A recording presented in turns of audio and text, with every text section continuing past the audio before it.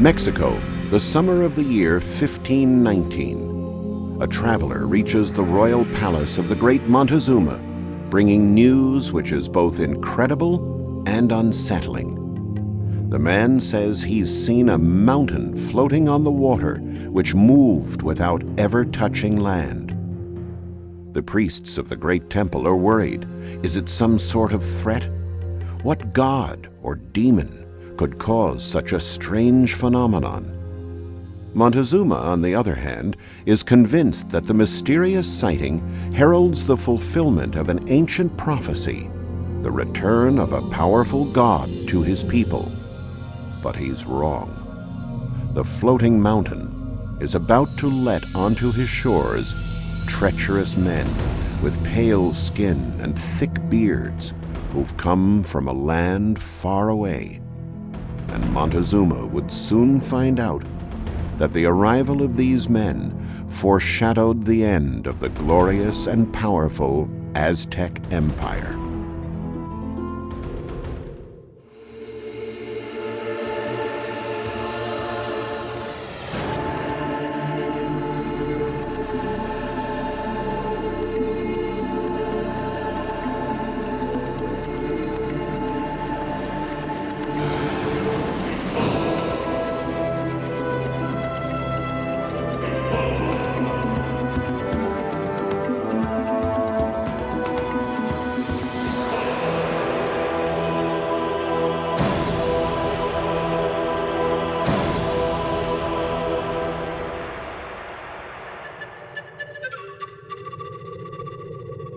In Mexico City, during excavation work in 1978 near the cathedral, a heavy slab was unearthed, decorated with magnificent bas-reliefs that someone a very long time ago had smashed and buried.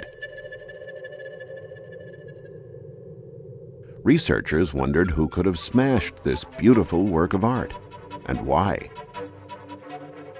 To find these answers, we have to go back in time to the year 1519, when Mexico City, one of the world's largest and most populated cities, did not yet exist.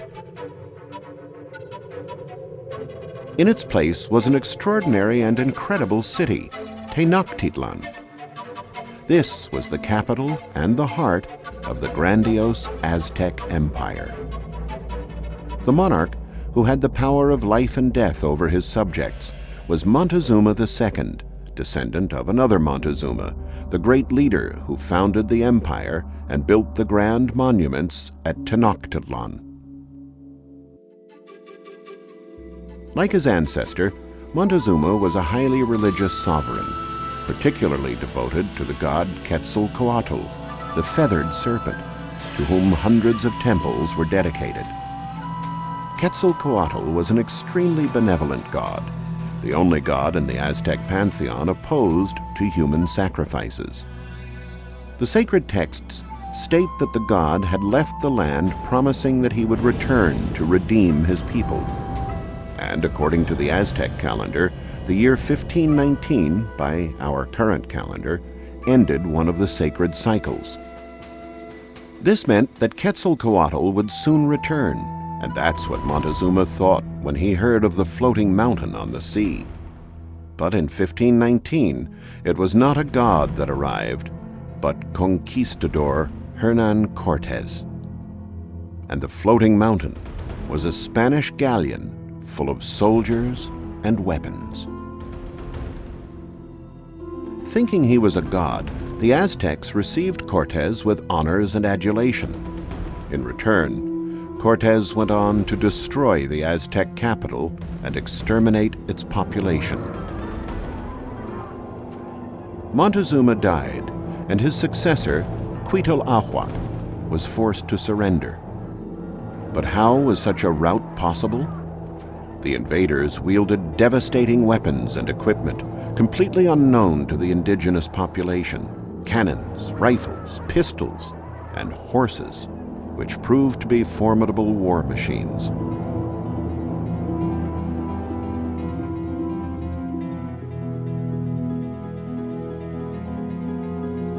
The conquistadors inadvertently brought another devastating weapon, a viral disease, smallpox. Smallpox found virgin territory in the New World. Millions died, over 2/3 of the Aztec population.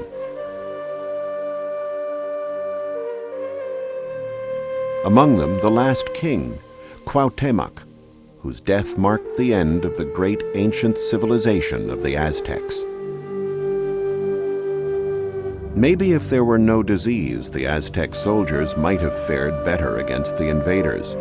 They were considered noble warriors and often used predators like eagles as their symbols of strength. These 6-foot statues, now in the National Museum of Anthropology in Mexico City, depict how they would have looked.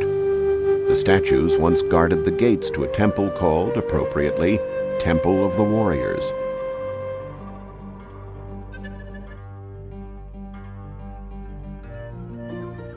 Tenochtitlan was a grand city that stood in the middle of a large lake on a plateau surrounded by mountains. The first inhabitants of the area were tenacious souls who did not shy away from hardship.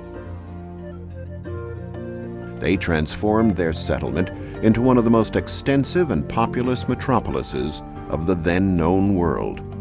Their projects included dams, canals, and the draining of swamps.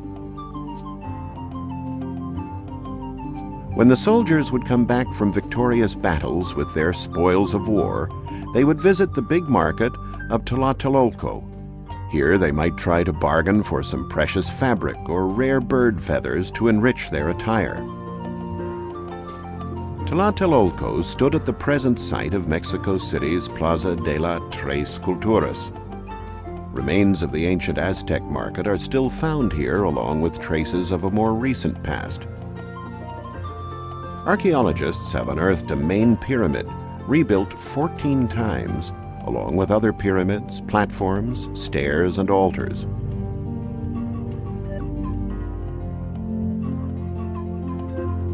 In the middle of the plaza stands the Baroque church of Santiago de Tlatelolco, and not far off, the modern-day Ministry of Foreign Affairs. Unfortunately, to build this skyscraper and the adjacent road, the pyramid of Quetzalcoatl and a minor temple dedicated to his worship were sacrificed.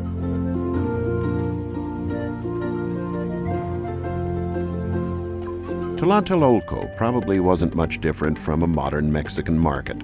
The faces, the voices, the smells, and the many colors of the fruits, vegetables, spices, meats, and other goods for sale are probably the same. Europeans owe the richness of their cuisine to the peoples of America. Until they discovered the New World, they knew nothing of potatoes, tomatoes, corn, peppers, or eggplant. At Tlatelolco, fabrics, skins, pottery, and other commonly used objects were displayed and traded by Aztec merchants called Pochtecans. They would hawk their goods, not for currency like gold coins, but in trade for precious cocoa beans.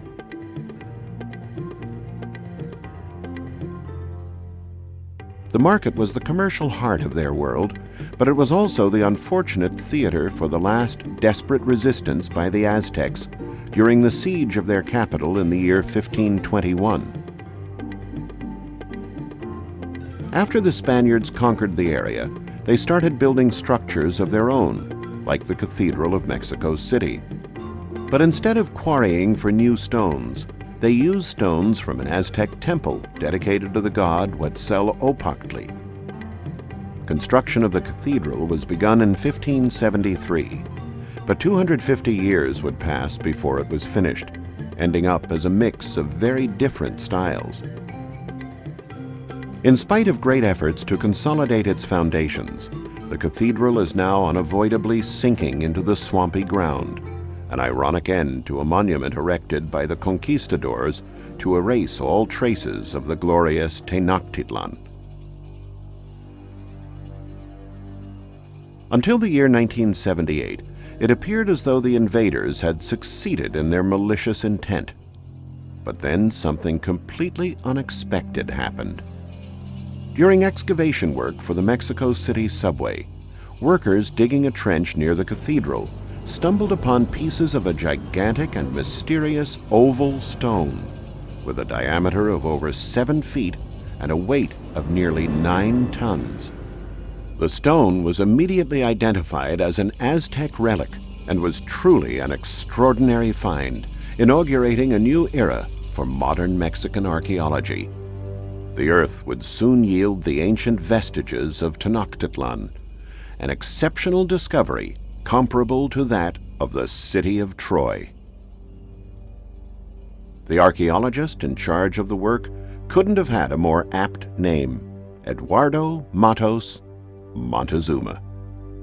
He decided to demolish a whole block of the modern city and give back to Mexicans the heart of their ancient capital.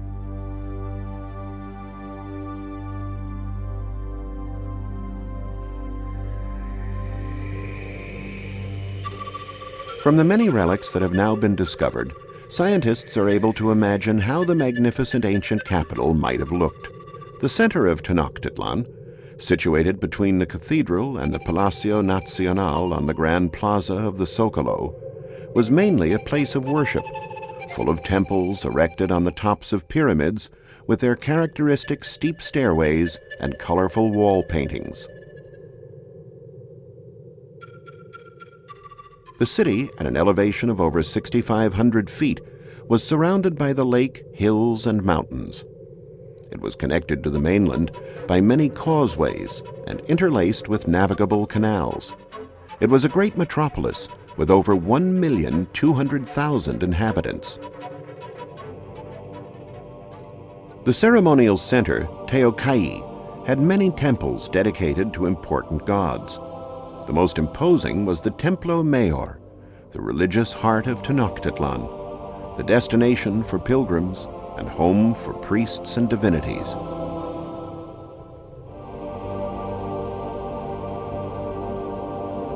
Only priests were allowed to climb to the top of the pyramid and enter the 2 temples. On either side of the temple, there were 2 other sacred constructions dedicated to the gods Quetzalcoatl and Tezcatlipoca. Teocalli also had dwellings reserved for those in the priesthood and playing fields for an Aztec ball game, which had more of a spiritual meaning than a sporting one. The players were the priests themselves. And lastly, there was the famous Altar of the Skulls, the Zampantli, where the craniums of human sacrifice victims were displayed.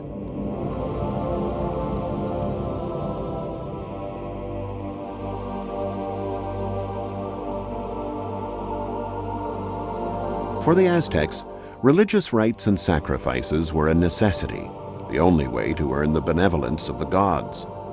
They believed they were warding off famine, natural disasters, and defeats in battle. And the greatest sacrifice they could make was a human one. The priests made them lie on their backs on narrow sacrificial stones, then cut open their chests and pulled out pulsating hearts as an offering to the idols before them. This description by a Spaniard illustrates one of these sacrifices, made in honor of Huitzilopochtli, the god of the sun and war.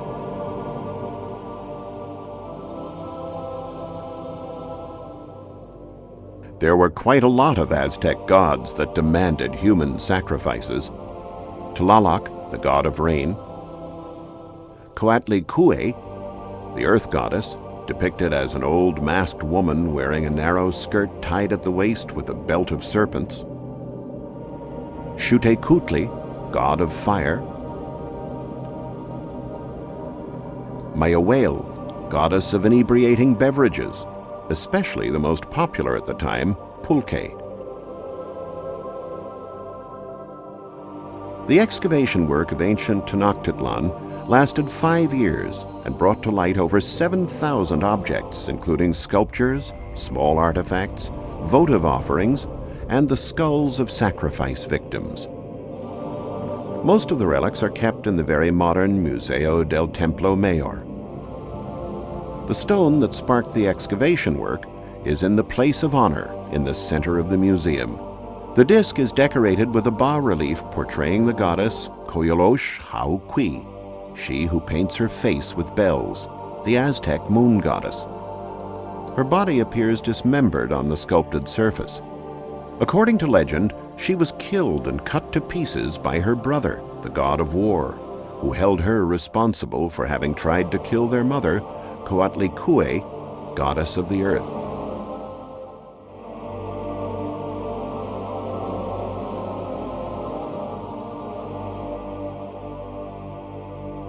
Another wonderful relic in the museum, and the only one of its kind, is this terracotta statue of the Bat God, a divinity of the underworld for worship of the dead.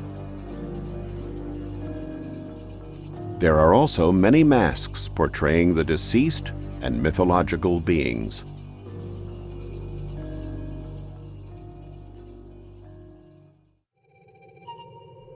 The Aztec people were filled with supernatural and mythological tales. Elders spoke of a magical and rich city with splendid palaces that existed right here on Earth. The city was called Teotihuacan, the place where men became gods. These pyramids and ruins are what remains of this once majestic city. In the 4th and 5th centuries, the 6th largest city in the world. When the Aztecs lived, the place was abandoned, partially swallowed up by the jungle. But the Aztecs still believed that the incredible pyramids were built by the gods thousands of years earlier, and they made pilgrimages to the site. Archaeologists found that the city of Teotihuacan was established in 200 BC by the peoples of the Mexico Valley.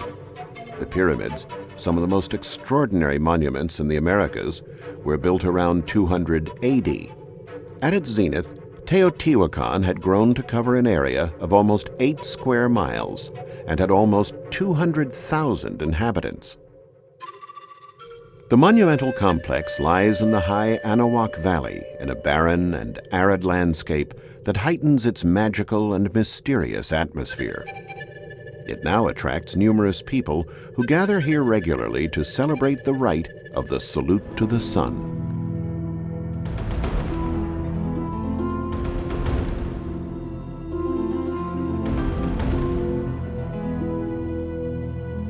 The city is bisected by a grand avenue, 130 feet wide and over a mile long, that is called the Avenue of the Dead. To the east stands Tepantitla, a building complex rich in murals. The paintings depict Tlalocan, a paradise with abundant water, butterflies, and flowers. Tlalocan was the world that was governed by Tlaloc, the god of rain.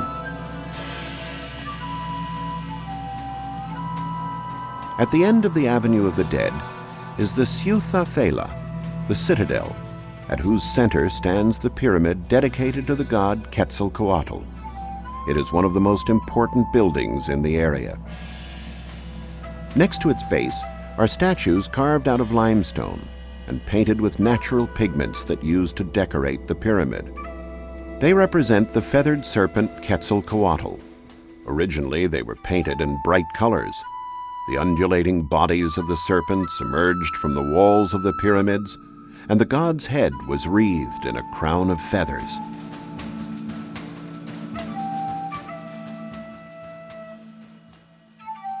In 1986, the excavations of this Ciutadela yielded an exceptional find, a sepulchre with the skeletons of 18 priests killed during a sacrifice.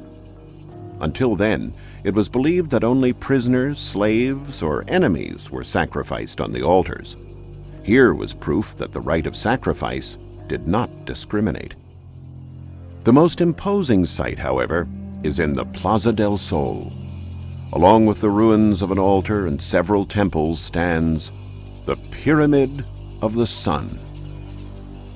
230 feet tall, 740 feet long on each side of the base, it is almost as big as the Egyptian Pyramid of Cheops at Giza, one of the 7 wonders of the world. Thousands of tourists make the steep but memorable climb to the top, a perfect place to take in the majesty of the entire complex. Ancient civilizations believed that both the sun and the moon were created at this site. From here you can also see the other great pyramid of Teotihuacan, the Pyramid of the Moon. Smaller than the Sun Pyramid, it's 130 feet high with a square base measuring 460 feet on each side. Yet despite these structures that have seemed to last an eternity, no one has figured out why the city and the culture disappeared so suddenly. The end apparently came around 750 AD. Some archaeologists feel the city was destroyed and burned, and its inhabitants fled. But no one knows who was responsible for the massacre, or what became of the survivors. Other experts have linked the decline of Teotihuacan simply to a change in the climate, which may have caused the already dry area to become uninhabitable. But that would not explain the fires and the devastation. Thus, the mystery of the lost city of Teotihuacan, where men became gods, lives on. One of the most incredible finds in the history of Mexican archaeology is the Sunstone. Miraculously escaping the fury of the Spanish, it was found in 1790 in Mexico City and incorporated into the eastern facade of the cathedral. The fascinating symbols incised into this Aztec treasure placed it at the center of numerous religious events. The relic can now be seen at the National Museum of Anthropology in Mexico City, a museum that contains many testaments to the origins and the histories of the peoples who populated Central America over the course of the millennia. A beautifully sculpted monkey-shaped receptacle made of extremely fragile black obsidian, heads carved in volcanic rock with eyes and teeth made of mother of pearl and pupils of pyrite, terracotta pipes, musical instruments, and thousands of other objects from the great Aztec culture.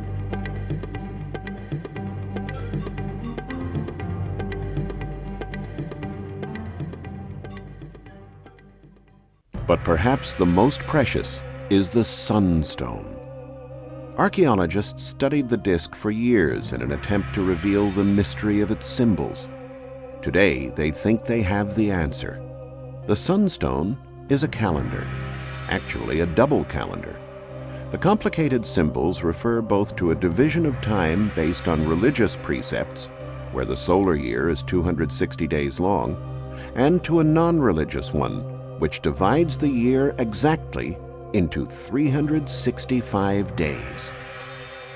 Other symbols describe the life of the planet, breaking it down into 5 solar ages, the so-called cosmogonic suns, and date the creation of the world to the 13th of August, 3114 BC, and its end to the 22nd of December, 2012. There are different interpretations, and there are certainly many mysteries still hidden in the signs inscribed on the Sunstone by wise hands. Perhaps time alone can give us the final answer. Mexico City today is one of the world's largest capitals, and unfortunately, one of the most polluted, with millions of vehicles. It is a city of contradictions, where skyscrapers crowd the center and miserable shanties form a belt in the vast outskirts.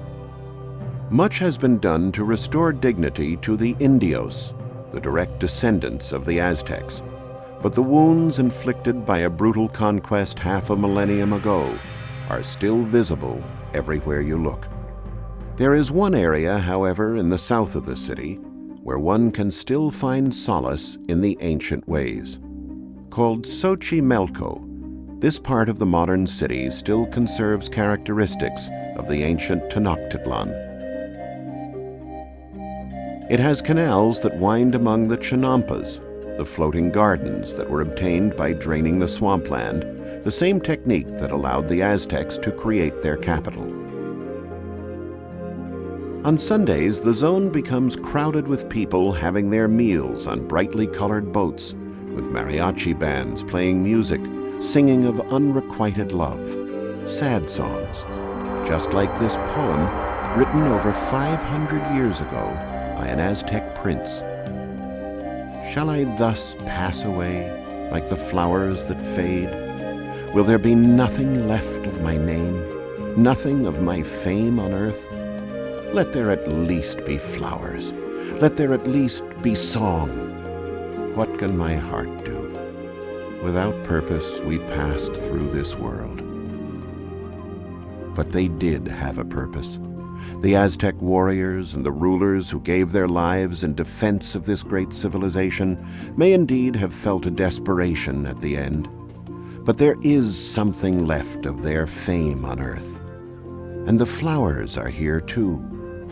But they're made of stone, and they're called pyramids. And they have the sun to crown them for all eternity.